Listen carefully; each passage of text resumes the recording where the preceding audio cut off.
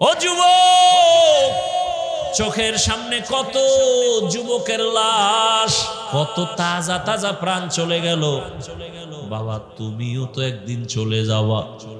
আজকে এখানে বসে বয়ান শুনতেছো, কালকে হতে পারে ঘুমের মধ্যে খবর হয়ে যাবে তুমি দুনিয়ায় নাই। তোমার আম্মু জান একটা চিৎকার দিয়া বলবে, তোরা কোথায় আছো, আয় আয়, আমার বাবা দুনিয়ায় জিন্দা নাই। বাবা একটা দৌড় দিয়া বলবে, ইমাম সাহেব আমার ছেলে মারা গেছে, জানাজাটা না পড়াইয়া কোথাও যাবেন না। কান্নার এক রোল ভরিয়া যাবে। কেউ কাঁদবে, তাড়াতাড়ি বাজারে গিয়া সাদা কাফন নিয়ে আস।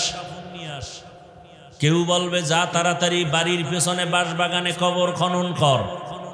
কেউ বলবে, গরম পানি করো তাড়াতাড়ি গোসলের জন্য। মায়ের কান্না আমাকে আম্মু বলে আর কে ডাক দিবে, এই কথা বলবে আর কান্না করবে। গোসল করায় সাদা কাফনে পরায় যখন জানাজার দিকে নিবে, জানালা দিয়া তোর মা বলবে, শেষবারের মতো বাবার চেহারাটা দেখাইয়া নাও, আর জীবনে বাবার সাথে দেখা হবে না। চোখের সামনে কত আপনজন হারায় ফেললাম। আল্লাহ কারে কোন দিন নিবেন জানা নাই। ওরে গরুও মরে, কুকুরও মরে, আমি মানুষও মরব, কিন্তু কালেমা ছাড়া কবরে গেল কি উপায় হবে রে বাবা। দুনিয়াতে কত বাহাদুরি করলাম, আমার মতো বড় মাওলানা, বড় কণ্ঠওয়ালা, বড় আলেম, বড় মুফতি, বড় মুহাদ্দিস কেউ নাই। কিন্তু মরণকালে যদি আমি কালেমা ছাড়া কবরে যাই, আমার মাওলানা গিরির কোনো মূল্য রইল না। আমার বাহাদুরি সব ধ্বংস হয়ে গেল। আমার কালেমা ছাড়া মরণ হয়ে গেলে আমার জিন্দেগির আর কোনো ভালাই নাই। ও আমার যুবক বাবারা, পর্দার আড়ালের মা বোনেরা, আমি কিন্তু বলি, আমি তোমাকে বলি না তুমি এখন স্কুল ছেড়ে দাও, বরং ওখানে থাইকা তুমি ডাক্তার ইঞ্জিনিয়ার হও, বেয়াদব হইও না। বাবার দোয়া, শিক্ষকের দোয়া, ওস্তাদ আলেম ওলামার দোয়া নিয়ে চলো, বেয়াদবি করিও না। তোমার মতো কত যুবক জেনারেল লাইনে পড়িয়া 5 ওয়াক্ত নামাজ পড়ে, চাকরি করে, ব্যবসা করে, ড্রাইভারি করে, নাই? তুমি তোমার বিবেকটাকে জিজ্ঞাসা করো, তুমি কেন পারো না? তোমার মতো যুবক কত র্যাব, আর্মি, পুলিশের চাকরি করে, ডাক্তার, ইঞ্জিনিয়ার, নামাজ পড়ে, তুমি কেন পারো না বলো? তোমার কপালে কার বরদোয়া লাগছে, তুমি কেন পারো না রে বাবা? তোমার মতো যুবক রাস্তায় গাড়ি চালায়, নামাজ ছাড়ে না, নদীর মধ্যে মাছ ধরে, নামাজ ছাড়ে না, কৃষি কাজ করে, নামাজ পড়ে, শ্রমিকের কাজ করে, নামাজ পড়ে, কত ব্যবসায়ী নামাজ ছাড়ে না, বলো তুমি কেন পারবা না রে বাবা? জীবনে তো গুনাহ কম করো নাই, মনে চাইছে দাড়ি রাখবা না রাখো নাই, নামাজ পড়বা না পড়ো নাই, মনে চাইছে পার্কে দৌড়ায় যাবা দৌড়ায় গেছো, কারো বাধা মানো নাই। এখনো কি ভয় আসে না কখন মরণের ডাক আসবে? ওরে ঘুমের মধ্যে যদি আজরাইল হাজির হইয়া যায় রে যুবক, ওই মাকেও পাবি না, বাবারও পাবি না, একা একা কবরে চলে যাবি। বন্ধু জোর তোর আপন বন্ধুটাও পর্যন্ত মোবাইলের নাম্বারটা ডিলিট করবে, বলবে বন্ধু আর নাই, মোবাইলের নাম্বার রেখে লাভ নাই। কিসের বাহাদুরি করো রে বাবা? কার পেছনে দৌড়াও? যার পেছনে দৌড়াও কেউ আপন না। এখন থেকে তওবা করো, মনে মনে আমার আল্লাহকে বলো। ও মা বোনেরা, আপনাদের মতো কত মা এই এলাকায় আছে, পর্দা করে, নামাজ পড়ে, স্বামীর মাল হেফাজত করে, মোবাইলে সময় নষ্ট করে না। আপনারা কেন পারবেন না? ওরে আপনাদের এত সম্মান, আপনারা তো নবীদের মায়ের মতো মা, সাহাবায়ে কেরামদের মায়ের মতো মা, আপনারা তো খাদিজা রাদিয়াল্লাহু আনহার মতো নারী, ফাতেমা রাদিয়াল্লাহু আনহার মতো নারী, আপনারা তো আম্মা জান আয়েশা রাদিয়াল্লাহু আনহার মতো নারী। একটা সন্তানকে আদর্শবান ডাক্তার বানায় যান, সন্তানের ব্যবহারে কোনোদিন আলেম ওলামা যেন কষ্ট না পায়, সন্তানের আচরণে কোনোদিন শিক্ষকেরা যেন কষ্ট না পায়, সন্তানের ব্যবহারে মা বাপ যেন কষ্ট না পায়। এমন একটা সন্তানকে মা যদি আদর্শ ডাক্তার বানায় যান, ডাক্তারি করবে, তেলাওয়াত করবে, নামাজ পড়বে, মা বাবার জন্য দোয়া করবে। এখনো সময় আছে, তওবা করেন, আর নামাজ ছাড়বেন না, বেপরদায় চলবেন না। স্বামীর মালের খেয়ানত করবেন না, মোবাইলে গুনাহ করবেন না। ও যুবক বাবারা, আল্লাহর কাছে শুধু একটা কথাই বলো মনে মনে, হে আল্লাহ, আমার মতো যুবক যদি জেনারেল লাইনে থাকিয়া চাকরি করে, ব্যবসা করে, নামাজ পড়ে, আমি কেন পারবো না? ও দয়ার মালিক, জীবনে গুনাহ তো কম করি নাই, গুনার কারণে হাত নাপাক, চোখ নাপাক, জিহ্বা নাপাক, অন্তর নাপাক। আজকে থেকে আর নামাজ ছাড়বো না, দাড়ি কাটবো না, বেপরদায় চলবো না, মা বাবার সাথে বেয়াদবি করবো না, শিক্ষকের দোয়া নিয়া, ওলামায়ে কেরাম মুরব্বীদের দোয়া নিয়া, নবীজির আদর্শ মেনে জীবনটা কাটাবো। তওবা করার মতো যদি অন্তর তৈরি হয়, ওমরের মতো যদি দিলটা পরিবর্তন আসে, খাঁটি তওবার নিয়ত যদি থাকে, দুটো হাত আমার আল্লাহকে দেখায়া দাও। আয় আল্লাহ, আমাদের তওবা কবুল করে নেন, গুনাহমুক্ত জীবন দান করেন, তওবার উপরে মজবুত হইয়া চলার তৌফিক দান করেন, আমিন। আমল সে জিন্দগি বনতি হ্যায়, জন্নত ভি জাহান্নাম ভি, ये खाक अपनी फितरत में न नूरी है न नारी, ये खाक अपने फितरत में न नूरी है न नारी।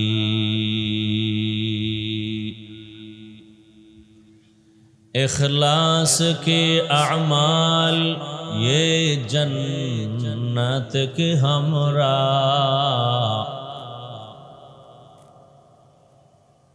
इखलास के अमाल ये जन्नत के हमरा,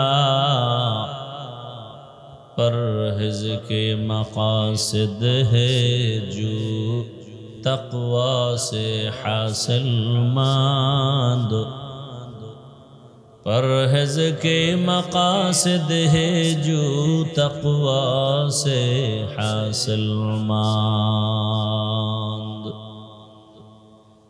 बेगैर जो अमाल हो इखलास व तक़वा, बेगैर जो अमाल हो इखलास व तक़वा,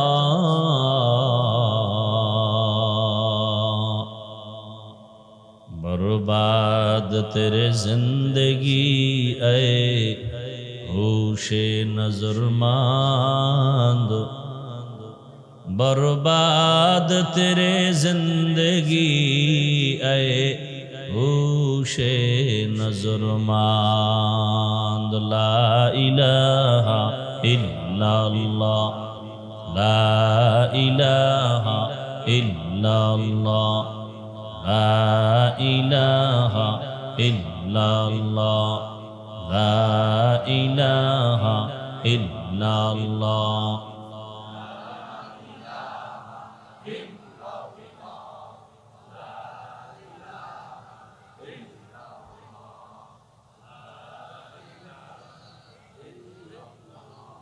ला इलाहा इल्लल्लाह मुहम्मदुर रसूलुल्लाह।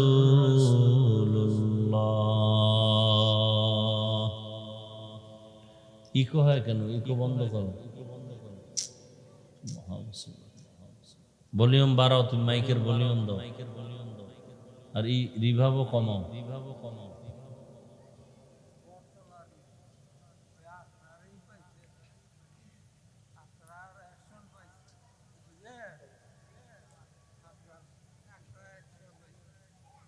মদনগঞ্জ যুব সংঘ ওয়াজ কমিটির উদ্যোগে আয়োজিত, সাউন্ড ঠিক হইতেছে না ভাই, বার্ষিক ওয়াজ ও দোয়ার মাহফিল, 2 দিন ব্যাপী মাহফিলের আজ প্রথম দিন, 2 অক্টোবর 2025, মদনগঞ্জ ওয়েলফেয়ার অ্যাসোসিয়েশন মাঠে আয়োজিত মহতি এ মাহফিলে উপস্থিত মুহতারাম সম্মানিত সভাপতি, প্রধান অতিথি, বিশেষ অতিথিবৃন্দ, হযরত উলামায়ে কেরাম, অত্র অঞ্চলের বিভিন্ন স্থান থেকে আগত আল্লাহ পাকের আশিকিন, জাকিরিন, শাকিরিন, মুহিব্বিন, মুরব্বিয়ান আযম, কলিজার টুকরা আমার সমবয়সী যুবক বন্ধুগণ, স্নেহের ছোট ভাই, পর্দার আড়ালের মা বোনেরা, তোমার এই মেশিনের মূল অপারেটর কোথায়? তুমি সাউন্ড ঠিক করো, সাউন্ড ঠিক করো। এরকম করে কেন? সাউন্ড স্পষ্ট করো, স্পষ্ট করো।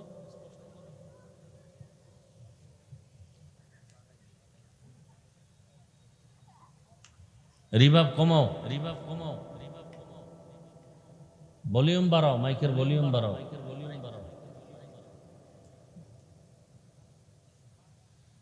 আল্লাহ পাকের দরবারে শুকর যে আল্লাহ আমাদেরকে সুস্থ রেখেছেন, সকলেই পড়ি আলহামদুলিল্লাহ।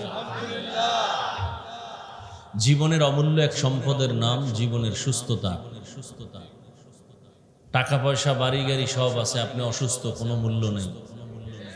টাকা পয়সা বাড়ি গাড়ি কিছু নেই, আপনি সুস্থ, আপনার মতো সুখী কেউ নেই। আর এই সুস্থতাকে ধরে রাখার জন্য দয়াময় আল্লাহ দয়া করে ফ্রি একটা মহা ঔষধ দিছেন। কি দিছেন? কে দিছেন? কথা বলেন, কথা বলতে হবে। এই সামনের ফাঁকা জায়গা খালি কেন? রহমত আয় তো এই জায়গায় আটকে যাই, আমার থেকে ওদিক যাইব না, ওদিক থেকে ওদিকে আইব। এই ফ্যাশন ট্যাশন বাদ দিয়া দিল খুইলা সাদা মনে কাজ করবেন, বরকত বেশি হবে। এই যে এত কিছু ফুল টুল, এত কিছু দরকার আছে শুধু শুধু আমার এর নাম ঘোষণা না দিলেও কি মানুষ চিনব না? যত ফ্রেশ মনে চলবেন, স্বাভাবিকভাবে চলবেন, সাদামাটা চলবেন, এতে বরকত। আধুনিকতা, বেশভূষা, এতে বরকত না, চাকচিক্য আছে, বরকত কম। আল্লাহ পাকে মাহফিল কবুল করেন, আয়োজনকারীদেরকে কবুল করেন, এলাকাবাসীকে কবুল করেন, কবরস্থ যারা সবাইকে জান্নাত দান করেন, অসুস্থ যারা সুস্থতার নিয়ামত দান করেন, দেশকে আল্লাহ হেফাজত করেন, ইসলামের জন্য দেশকে কবুল করেন। এই দোয়াগুলো দরকার আছে। আমার আমিন কবুল হবে না, বাকি আমি আশাবাদী প্যান্ডেলের বহু আল্লাহর বান্দা আছে যাদের আমিন ফেরত যাবে না। তবে সাউন্ডটা তুমি মিলাইতে পারো না, এই হলো সমস্যা। কি জন্য বুঝি না, কিন্তু সেটিং ঠিক আছে, সব আছে, তোমার যে কেমনে বুঝাবো তাও আমি বুঝি না। আমি আর এক বোকা।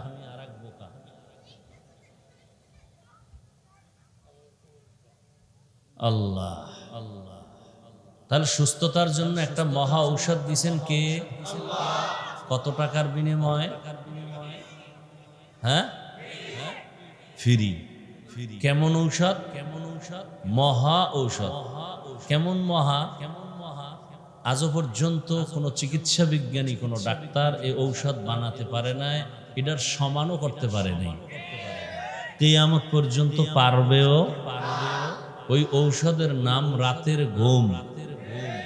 ঔষধের নাম, এটা দিছেন আল্লাহ এবং ফ্রি। কিন্তু মানুষ কি দিছে? নেমো খারামের গোষ্ঠী কি দিছে?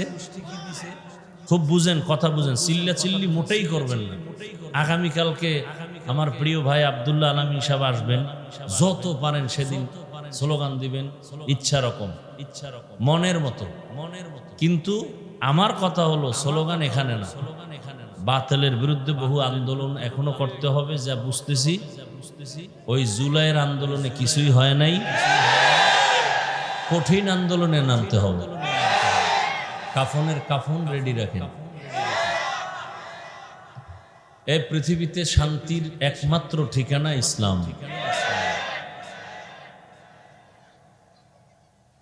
সময় থাকলে বুঝাবো, যদি আমাকে বলার সুযোগ দেন। আর চিল্লে চিল্লি করলে হবে না, মোনাজাত দিয়ে চলে যাবো। তো সারা দুনিয়ার মানুষ আল্লাহ দিছেন আমাদেরকে সুস্থ থাকার জন্য রাতের ঘুম, আর দুনিয়ার মানুষ এই পরিমাণ ঔষধ বানাতে পারে না, কিন্তু এটাকে ক্ষতি করার ঔষধ বানাইছে। ঘুমকে নষ্ট করার ঔষধ দিছে প্রত্যেকটা মানুষের কাছে একটা অদৃশ্য মরণস্ত্র মোবাইল। এই মোবাইলে আমাদের জীবনকে ধ্বংস করে নিতেছে। আমাদের কোনো চিন্তাও নাই, অনুভূতি নাই, অনুশোচনা নাই, কোনো খবরই নাই। বরং আমি বলতেছি এজন্য অনেকে মনে মনে কষ্ট পাইতেছে, হুজুর অন্য ওয়াজ করেন, এটা বাদ নেন। মা বাবা সব ছাইড়ে দিবে, মোবাইল ছাড়বে না। সারা রাত ঘরের মধ্যে দরওয়াজা বন্ধ করে জেনা চলতেছে, রুমে রুমে জেনা, চোখের জেনা, হাতের জেনা, কানের জেনা, অন্তরের জেনা, সারা রাত। কখন 2টা 3টা 4টা বাজলো খবর নাই। রাতের মোবাইল দিন বানায় নিছে। অপরাধ আর অপরাধ, অপরাধ আর অপরাধ করতেছে। যেই পরিমাণ অন্যায় করে, সেই কারণে আশা উচিত ছিল রাতের গজব। শুধু রহমতের নবীর উম্মত হওয়ার কারণে গজব আল্লাহ দেন নাই। কিন্তু কপাল খারাপ, সেই রসুলকে চিনলাম। আল্লাহ আমাদেরকে হেদায়াত দান করে।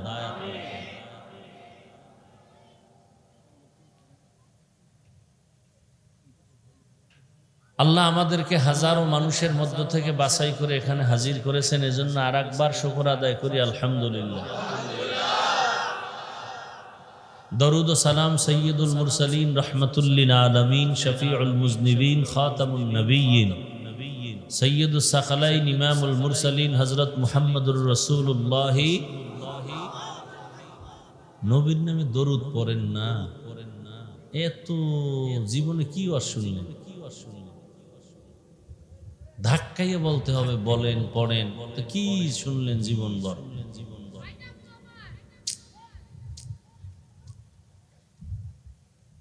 এই আপনাদের স্বেচ্ছাসেবক নাই?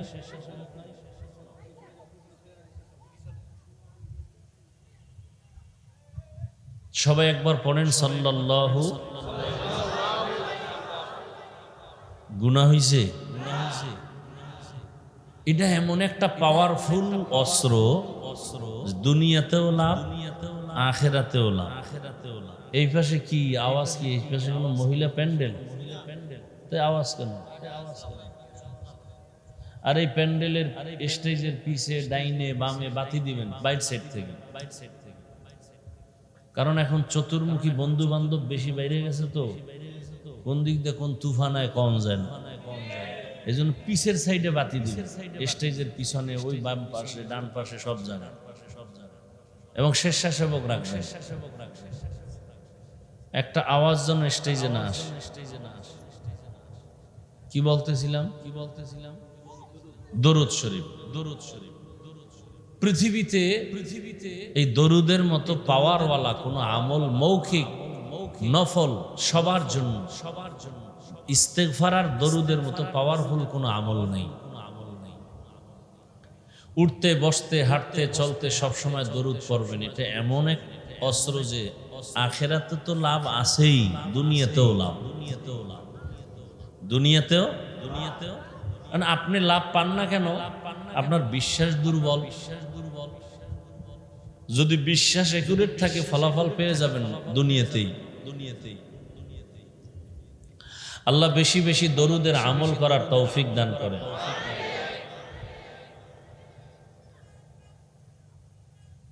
উলামায়ে কেরাম আলোচনা করছেন, বিশেষ করে আমাদের সকলের উলামায়ে কেরামের মাথার মুকুট হযরতুল আল্লামা আব্দুল আউয়াল সাহেব দামাত বারাকাতুহুম সহ আরো অনেক উলামায়ে কেরাম ইনশাআল্লাহ আগামীকালও মাহফিল চলবে, উলামায়ে কেরাম আসবেন। বিশেষ করে বাংলাদেশের একসময় মাঠের কিংবদন্তি হাবিবুর রহমান যুক্তিবাদী দামাত বারাকাতুহুম, এই লোকটাকে যে খারাপ বলবে, আমি বলবো তার অন্তর খারাপ। আমি মানুষকে খারাপ বলার পক্ষে না, অনিচ্ছায় দুই একটা কথা যদি হয়ে থাকে, এজন্য আল্লাহর কাছে ক্ষমা চাই। বিশেষ করে ওলামায়ে কেরামদের বিরুদ্ধে কথা বলবে, এটা আমি বরদাস্ত করতে পারি না, যে লাইনের হোক। কারণ কিয়ামত পর্যন্ত জমিনে রসুল এসে দাওয়াত দিবেন না, সাহাবায়ে কেরাম আর আসবেন না। এই জাতিকে শান্তির, মুক্তির পথ দেখাবে একমাত্র উলামায়ে কেরাম। আল্লাহর দেওয়া নিয়ামত যুক্তিবাদী সাহেবের কণ্ঠ কে দিছেন? না আপনার দাদায় দিছেন না? তো মাস্তানি করেন কেন আরেকজনের কণ্ঠর বিরুদ্ধে? কণ্ঠ কার দান? যদি আপনি এর বিরোধিতা করেন তো আপনি তো গাদ্দার। আল্লাহর নিয়ামতের সাথে গাদ্দারি করলেন। এবং আল্লাহ দেখাইতেছেন যে কণ্ঠ আমার দেওয়া, আমি যতক্ষণ রাখি ততক্ষণ থাকবে, আমি রাখবো না, চলে যাবে। বাহাদুরি করার কিছু নেই। দোয়া করে গেলাম, আল্লাহ তার হায়াতে বরকত বাড়ায় দেন, কণ্ঠের মধ্যে আরো মহাব্বত, আরো স্পষ্টতা বাড়ায় দেন। একটা মানুষ বিভিন্ন লাইনে আছে কিন্তু তার মহাব্বতে বয়ান শুনে আল্লাহ। ওলামায়ে কেরামরা যা বয়ান করেছেন, ইনশাআল্লাহ যা হচ্ছে হবে, সব সহি তরিকা আমাদেরকে আমল করার তৌফিক দান করুন। আপনারা যারা মিডিয়া তো অল্প দেখা যায়, আমার বয়ান অন্তত কখনো কাট করবেন না, পুরো বয়ান দিবেন, নাহলে আমারটা রেকর্ড করবেন। খবরদার, খবরদার। কন্টিনিউ দেওয়ার দরকার নেই। কাজ করেন, এটারই হালাল বানায় করলে হালাল, এই জায়গায় আপনি হারাম বানায় করলে হারাম। প্রত্যেকটা মানুষ জান্নাতে যাওয়ার রাস্তা আছে যদি সে গুছায় নিতে পারে। একটা লোক স্কুলে পড়ে, ওখানে পড়ায় জান্নাত পাইতে পারে। কলেজে পড়াইতেছে, কলেজে পড়ে জান্নাত পেতে পারে। ব্যবসা করে, ওখান থেকে জান্নাত পাওয়ার রাস্তা আছে। গ্রহণ করি না। আবার আমি ওয়াজের প্যান্ডেল আছি, এখান থেকে আমি জাহান্নামও কামাই করতে পারি যদি ইখলাস না থাকে। তাই আমার ওয়াজ মাহফিল সব কিছু ধ্বংস। এজন্য একটু আগে বলে আসছি এক জায়গায়, হাদিসে পাকে রাসূল বলছেন কিয়ামতের দিন সর্বপ্রথম 3 ব্যক্তি জাহান্নামে যাবে। কোন 3 ব্যক্তি? যেই 3 ব্যক্তির ব্যাপারে দুনিয়ার জ্ঞানীরা বলে এরা বিনা হিসাবে জান্নাতি। দুনিয়ার জ্ঞানীরা বলবে এরা কি? আমরা হুজুরেরাও বলবে 3 জন ব্যক্তি জান্নাতি, কিন্তু আল্লাহ বলবেন ফেরেশতাকে ধর, জাহান্নামের শিকল লাগায় জাহান্নামে। কেমন 3 ব্যক্তি যে দুনিয়ার সবাই বলবে জান্নাতি, আল্লাহ বলবে জাহান্নামী? আবু হুরায়রা থেকে হাদিস বর্ণিত, প্রথম ব্যক্তি হবে শহীদ, যুদ্ধের ময়দানে গিয়া কালেমার জন্য গলা কাটছে, রক্তমাখা জামা নিয়ে দাঁড়াবে, আল্লাহ বলবে রে ধর, জাহান্নামের শিকল লাগায় জাহান্নামে নিয়ে যায়। কেন বলার সময় নেই। আর একজনকে ডাকবে আমার মতো আলেম, এই হাফিজুর রহমান, এই সাইজের যারা আছে দিকে, তোরে এলেম দিছিলাম কি করছো? আরে আল্লাহ দুনিয়া গরম বানায় ফেলেছে, মানুষকে দাওয়াত দিছে। মানুষ তো এইটাই বলছে না, না আমি তো তোর ভিতরেরটা জানি, তুই মানুষের ওয়াজ করছো, কিন্তু রাতের বেলা যে মোবাইলে গুনাহ করছো এটা তো আমি জানি।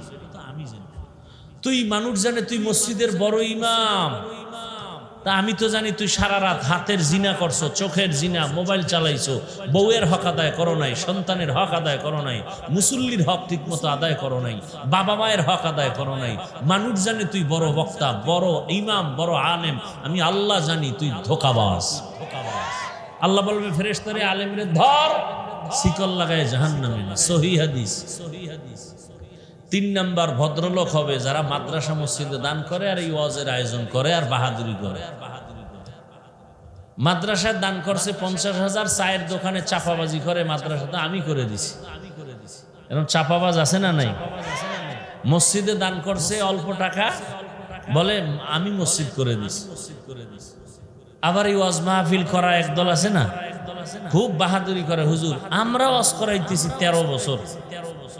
এরকম অনেক জায়গায় আমাদেরকে ডেট নিতে গিয়ে বলে হুজুর আমরা বাংলাদেশের সেই দামি দামি বক্তা নেই, সেরা সেরা বক্তা নেই।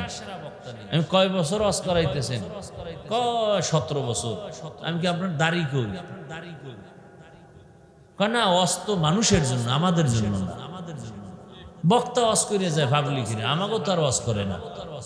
এজন্য দেখেন না ইমাম সাহেবের বয়ানে, মসজিদে জুমার বয়ানে কত মানুষ দাঁড়িয়ে রাখে, নামাজ পড়ে, পর্দা করে, হারাম ছাইরা দেয়। কমিটিও কানেও নেন। কয় হুজুরে তো কমি নেয় না কেন? ইমাম হইল আমগো গোলাম, আমরা কির বয়ান শুনবো?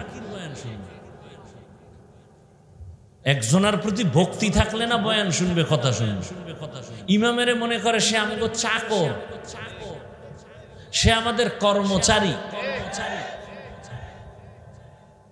আরে নাউজুবিল্লাহ আউজুবিল্লাহ করে লাভ আছে? এই আকাম চলতেছে তো দেড় যুগে। কালকে জুমার মসজিদে গিয়ে সুদের বিরুদ্ধে বয়ান দেন তো, খতিব সাহেবের কি অবস্থা হয়। কমিটি বলবে 1 মাসের রেস্টে বাড়ি যান। কারণ কি? আমি সারা দেশেই বলি, শিয়ালের হাতে মুরগি দিলে যা হয়, মসজিদ মাদ্রাসা ধর্মের চাবি সুদখোর ঘুষখোর বেনামাজির হাতে দিলে তো তাই হবে। আল্লাহ হেদায়াত দান করুন।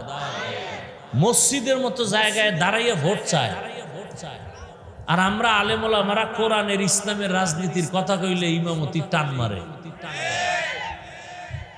এই পোস্টারে কত জায়গায় নেতাগো নাম, দুনিয়ার বক্তব্য দিব একেবারে লেডিস জন্ডিস মিলাইয়া। আমরা আল্লাহর রসুলের রাষ্ট্র পরিচালনার কথা বললেই বলে রাজনীতির ওয়াজ করা যাবে না। মানে জাতিকে এমন ভাবে ব্রেন ওয়াশ করছে যে আগুন পানি যেমন আলাদা, ইসলাম আর রাজনীতি আলাদা। আর আমি বলে আসছি আজকেও তুষার দ্বারা যে ইসলাম আগুন পানির মতো না, চিনি পানির মতো। চিনিয়ার পানি মিশ্রিত হলে যেমন আলাদা করা যায় না, ঠিক ইসলাম রাজনীতি থেকে আলাদা না। কোরআন হাদিস রসুলের আদর্শ ইসলাম রাজনীতিতে না থাকলে ওটা রাজনীতি না, ওটা দুর্নীতি আর পেটনীতি। রাজনীতি মানেই হলো ইসলাম, ইসলাম মানেই হলো পবিত্র শান্তির ঠিকানা। ইসলামী রাজনীতি ছাড়া সব নাপাক, ইসলামী রাজনীতি শুধু পাক। আচ্ছা আমাকে বলেন তো, সুলাইমান নবী গোটা দুনিয়া চালায় নাই? ঘটনা কোরআনে নাই? ইউসুফ নবী মিশরের অর্থমন্ত্রী ছিলেন না? ঘটনা কোরআনে নাই? জুলকারনাইন বাদশাহ গোটা দুনিয়া শাসন করেন নাই? আমাদের রসুল মদিনার রাষ্ট্র চালান নাই? ইসলামে ঘটনা নাই, তো কেন বলেন রাজনীতি নাই? আল্লাহ হেদায়াত দান করুন। আল্লাহ মানুষকে ব্রেন পুরা উল্টা পাল্টা করে ফেলেছে। হ্যাঁ, আপনি রাজনীতি করেন না, আপনার সাথে কোনো দ্বন্দ্ব নাই, সালামটা আমি আগে দিব, কিন্তু বিরোধিতা করলে কোনো ছাড় দেওয়া হবে না। খুব বুঝেন, ভালো করে বুঝেন, চিল্লাইন না কিন্তু, বারবার বলছি আমি কি বলতে চাই বুঝেন। একজনে নামাজ পড়ে না, তাকে গালি দেওয়া কেন? তার অন্তরে নামাজের আগ্রহ আছে। হুজুর চেষ্টা করি, মাঝে মাঝে পড়ি, দোয়া করেন ইনশাল্লাহ আরো চেষ্টা করব, তাহলে সে নামাজ না পড়লেও মুমিন। আর একজন বলে নামাজ না পড়লে অসুবিধা কি? ও নামাজ না পড়ার অবস্থায় বেঈমান। তাহলে নামাজ পড়ে না মুমিন, নামাজ পছন্দ করে না বেঈমান। আপনি দাড়ি রাখেন না, কোনো গালি নেই, ঝগড়া নেই, সালাম আমি আগে দিব, কিন্তু দাড়ির বিরোধিতা করলে আপনার খবর আছে, আপনি তখন আর মুমিন না, তাজা বেঈমান। আপনি ইসলামী রাজনীতি করেন না, কোনো গালাগালি নেই, আপনি মুমিন, কিন্তু বিরোধিতা করলে আপনি বেঈমান। আপনি পর্দা করেন না, আপনাকে গালি দেওয়া যাবে না, কিন্তু যদি বিরোধিতা করেন তো আপনার ঈমান নাই, আপনি মুমিন না, আপনি বেঈমান। নামাজ না পড়া আর পছন্দ না করা কি এক? এই জিনিসটা মনে রাখবে। আল্লাহ বুঝার তৌফিক দান করেন। ওলামায়ে কেরাম আলোচনা করবেন, আল্লাহ সব আলোচনা সব কথা সহি তরিকায় আমলের তৌফিক দান করেন। আমি তেলাওয়াত করছি এক আয়াত, রসুলের 2টা হাদিস আমি পড়েছি। আপনাদের ধৈর্যের উপরে বয়ান হবে ইনশাআল্লাহ। তবে এর ফাঁকে 2-3 মিনিটের জন্য একটা আমল দিব। আমলটা হাতে হবে, কিন্তু জবান বন্ধ থাকবে, বয়ান চলবে। আপনাদের লোক নামায় দেন, নাহলে হবে না, কিন্তু সে কিচ্ছু হবে না। স্বেচ্ছাসেবক যাবে, নগদ কিছু দান করবেন মাহফিলের জন্য, 1500 যা পারেন। আমি কালেকশন করি না, যতটুকু বললাম। যারা লোক আছে নেমে যান, আর বয়ান শুনতে থাকবেন, কোনো আওয়াজ যেন না হয়। যারা দিবেন পকেট থেকে বের করে দিয়ে দিবেন, খালাস। আর এটাই যে কেউ ব্যাগ নিয়ে অন্তত আমার সামনে আসবেন না, পিছনে কোথাও দিয়ে দিবেন। আল্লাহ কবুল করেন, আল্লাহ কবুল করেন। এই শুনেন, আপনারা যারা আয়োজন করেন, সভাপতি আপনি, সেক্রেটারি কে? বাইরে আছে কে? কমিটির সবাই অজুনান লাগবে না, তারা সবাই থাকবো না এখানে, সবাইকে বয়ান শুনতে হবে। ওয়াজের মূল বরকত মোনাজাত, এই কথাটা মনে রাখবেন। দোয়া দোয়া ওয়াজের মূল কি? দোয়ার আগে কালেকশন দিলে জিব্রাইল এ দোয়া করলে একটা লোক থাকবে? এই সংস্কৃতি পাল্টানো, এটা পাল্টাইতে হবে। কোনো বক্তাকে মোনাজাতের আগে অন্তত কোনো ডিস্টার্ব করবেন না। বয়ানের মাঝখানে মোনাজাত দিবে। এই যে মানুষের দিলটা নরম হয়ে থাকে, ওই সময় দোয়া করলে মানুষ দুই ফোঁটা চোখের পানি অবস্থায় আল্লাহর কাছে গ্রহণযোগ্যতা লাভ করবে। এখন এই বয়ান করতে করতে এমন একটা টাইমে মানুষের দিল নরম, ফট করে কই টাকা দেন, মোনাজাতের বাস দিয়ে দিলাম, মানুষ কইবে টাকার গুল্লি মারি, ওয়াজ আর একদিক আমি আর একদিক, ও জোতা লয়ে দৌড়, বাসায় গিয়ে দেখবে আর একজনের জুতা নিয়ে এসে, ধরা খাইলে কইবে টেস্ট করলাম, ধরা না খাইলে জুতা গেছে গে। আল্লাহ হেদায়াত দান করুন। বেয়াদবি মাফ করবেন, আমি আপনাদের কল্যাণ চাই এবং মোহাব্বত করি, সেই জন্য বলে গেলাম। এই যে ফাঁকা জায়গা রাখছেন, কোনোদিন এটা করবেন না। আজকে যেভাবে করছেন এটা আমি মানতে পারি না, তারপরও কালকে এই জায়গা ভরে দিবেন। মানুষ এখানে আসবে, কাছে যত কাছে আসবে তত আল্লাহর রহমত আসবে। কারণ আল্লাহ বরকত দিবেন একটা সেন্টার প্লেস, সেন্টার প্লেসে রহমত আসলে ওখান থেকে বন্টন হবে সব জায়গায়, দূরত্ব থাকবে না। যত কাছে আসবে তত ভালো। এটা বুঝাইতে গেলে আমার আধা ঘন্টার আলাদা একটা বয়ান দিতে হবে। কাছে আসলে লাভ কি, দূরে থাকলে ক্ষতি কি? আপনি দূরে থাকেন, মাইকের আওয়াজ তো বহু দূর থেকে শোনা যায়, এখানে আসার দরকার। ওই যে দাঁড়ায় দাঁড়ায় বয়ান শুনতেছে, এরা শুনতেছে না, কিন্তু এখানে বসার বরকত পাবে না। কসম আল্লাহ, এখানে বসলে যে বরকতটা হবে এটা পাবে না। এটা বুঝাইতে হলে আমার আধা ঘন্টার বয়ান দিতে হবে। ইভেন কাছে আসলে যে একটা বরকত হবে, এটা দূরে থাকলে অতটা হবে না।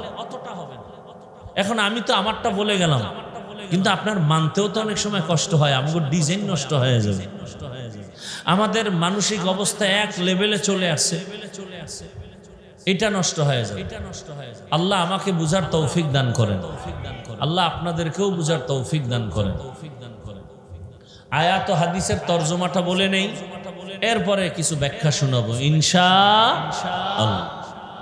ফামান কানা ইয়ারজু লিকা রাব্বিহি ফালইআমাল আমালান সালিহা ওয়ালা ইউশরিক বিইবাদাতি রাব্বিহি আহাদা। আল্লাহ বলেন, হে রাসূল করিম সাল্লাল্লাহু আলাইহি ওয়া আলিহি ওয়াসাল্লাম, আমার পক্ষ থেকে আমার বাণী মানুষের কাছে পৌঁছে দেন। মূলত আমি বলতেছি, রাসূল হলেন স্পিকার, বলতেছেন কে? আল্লাহ। ও দুনিয়ার মানুষ, তোমরা যদি কেউ অন্তর থেকে চাও রবের সাথে মোলাকাত করবা, রবের সাথে সাক্ষাৎ করবা, তোমাদের জন্য দুইটা কর্মসূচি। ফামান কানা ইয়ারজু লিকা রাব্বিহি ফালইআমাল আমালান সালিহা, তোমাদের জন্য আবশ্যকীয় নেক আমল। দ্বিতীয় সতর্কবাণী, আমলের মধ্যে, ইবাদতের মধ্যে রবের সাথে কাউকে অংশীদার বানাইবা না, শিরিক করবা না। রহমতের নবী বলেন, আখলিস দীনাকা ইয়াকফিকাল আমালুল কলিল, অল্প আমল করো, অল্প আমল তোমাকে জান্নাতে নিবে। তবে আমলের মধ্যে থাকতে হবে ইখলাস। কি থাকতে হবে? ইখলাস। অন্য আর একটা হাদিসের অংশ পড়েছি, রহমতের নবী বলেন, লা তাআতা লি মাখলুকিন ফি মাসিয়াতিল খালিক, আল্লাহকে অসন্তুষ্ট করে পৃথিবীর ভিন্ন কারো আদেশ নিষেধ মেনে নেওয়া হারাম।